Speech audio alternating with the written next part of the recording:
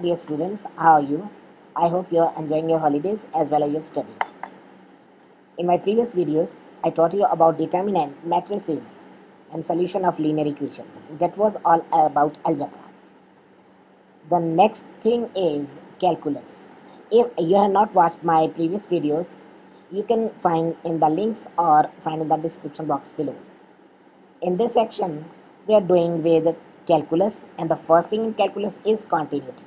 There is one question in exams, in all type of examinations, and that is very important.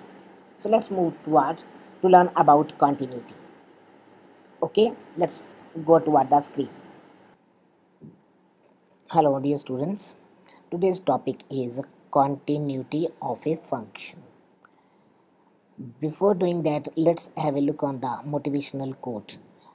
Don't worry when you are not recognized, but survive to be worthy of recognition. So let's do continuity of a function at a point. A function fx is said to be continuous at a point C if limit of fx as x approaches to C is equal to actual value of function at C. And what is discontinuity? Discontinuity of a function is a function fx is called discontinuous if limit of function as x approaches to C is not equal to fx. This is called first type of discontinuity, we called removable discontinuity.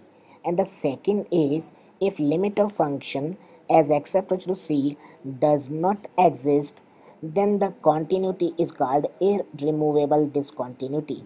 It is called second type of discontinuity. So let's do continuity. For example, we have to show a function is continuous at x equal to 0. The function is sin x upon x plus cos x when x is not equal to 0 and 2 when x is equal to 0. We have to show it is continuous. So let's take limit of function as x approaches to C. Limit x approaches to C of function sin x by x plus cos x is equal to limit x approaches to 0 of sin x by x plus limit x approaches to 0 of cos x. You know, limit sin x upon x is 1 and cos 0 is 1. Therefore, limit of the function is 1 plus 1 equal to 2. And actual value of the function is equal to 2. So we see limit of function as x approaches to 0 is equal to actual value. Therefore, the function is continuous at x equal to 0. Let us see one more example. Examine the continuity of function mod x upon x when x is not equal to 0, 0 when x is 0 at x equal to 0. So let's take left hand limit of the function. Limit x approaches to 0 negative of fx is called left hand limit, and function becomes a mod x by x and x cancels. We have left hand limit equal to minus 1.